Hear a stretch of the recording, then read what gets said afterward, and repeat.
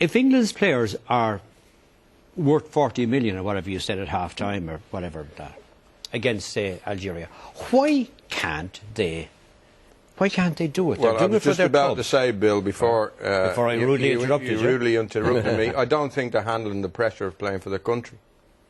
Simple as that. Well, I've seen them live all 5 or 6 matches in the World Cup 2006, and it was pretty much the same story. They went to the last 8, got beat on penalties, but the performances were poor as well.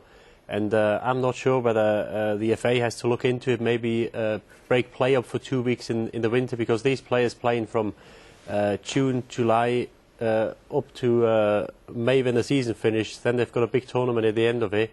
And I think you've got to look deeper into it, because it can't be that players who play at the highest level every week, win Champions Leagues, win Premier Leagues, they all play for big clubs and play well every week, and they every 2 or 4 years they come to a tournament. So are you rejecting Liam's point that, and you're saying it's more tiredness than pressure? Well, they look tired today. Obviously, there's got to be a reason. They played against a team which is ranked well below them in the world 30 rankings. is against 8 in rankings. And they were the better side tonight. And they passed the ball, and England didn't have any spark, any imagination, and they were well off the pace for 90 minutes.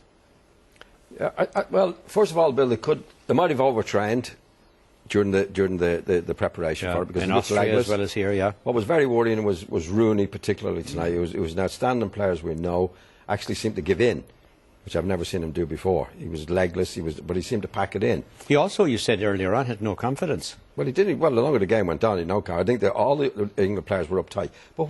But I have a feeling, Bill, that the England players, that they're outstanding players, most of them at club level. But I think because there have a lot of foreign players playing, or playing alongside the English players, I think a lot of those foreign players give the cleverness and the creativity that the English players lack. So when you get them together, like if you look at this tonight, Barry's in the field, he's not a creative player, and he was okay. But Lampard and Gerrard are 2 of the outstanding players in the Premier League. You couldn't leave them out of the team. And they have to be accommodated in the England setup. They're not the same players, because they're not playing with the same... So we're getting a false sense of how good the English players are, yeah, because you can get outstanding players in the Premiership, Bill, like you can anywhere, of any nationality. But when they come to gel together, they don't have that element.